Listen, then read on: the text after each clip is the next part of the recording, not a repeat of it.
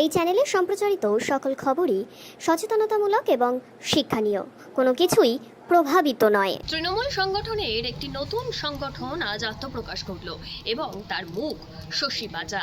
আজ সাংবাদিকদের মুখোমুখি হয়ে শশী পাজা সেই বিষয়ে একাধিক মন্তব্য করেছেন। ঠিক কি বলেছেন শোনাবো আপনাদের।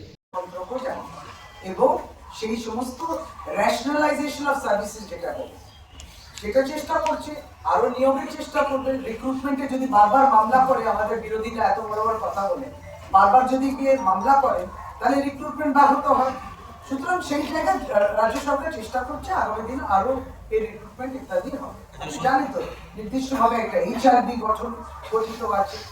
সুতরাং সবগুলো মোটামুটি স্বাস্থ্য পরিকাঠামো না, এই যে আমরা এই আপনারা এই প্রশ্নগুলো করেন, এর বাইরে নিশ্চয়ই আপনারাও সকলে তথ্যটা জানেন যে হ্যাঁ কত হাসপাতাল হয়েছে, কত MD MS সিটস হয়েছে, কত MBBS।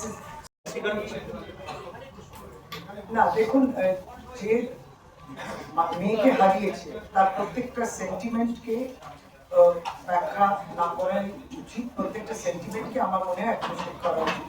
আমরা মনে করি যে সুপ্রিম কোর্টও মনিটর CBI ইনভেস্টিগেশনে শিয়ালদা কোর্টে এই প্রথম একটা সাজা ঘোষণা হয়েছে।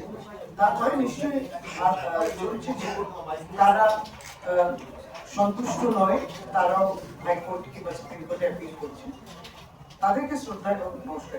আজকে হাইকোর্টে নির্যাতিতার আমাদের কি সরকারি পরিষেবাতে কোনো ত্রুটি থাকছে যে কারণে আলাদা করে গ্রান্ট করতে হয়েছে আপনাদের অ্যাসোসিয়েশন? বিতর্ক কি তৈরি হয়েছে আমি জানি না, আমাদের জানা নেই।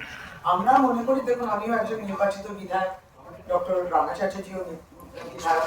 আমরাও আমাদের বিভিন্ন ক্ষেত্রে আমরা স্বাস্থ্য পরিষেবা ইত্যাদি, রক্তদান শিবির সব করতে থাকি। তাহলে সেবাশ্রয়ে ওরকম একটা বড় যেটা মাননীয় সাংসদ শ্রী অভিষেক বন্দ্যোপাধ্যায় করেছিলেন, তাতে এটাতে বিতর্কের কারণ কোথায় হয়? আমরাও তো স্বাস্থ্য পরিষেবা ইত্যাদি সব দিদি আজকে একটা বলি, রাজনৈতিক দলগুলো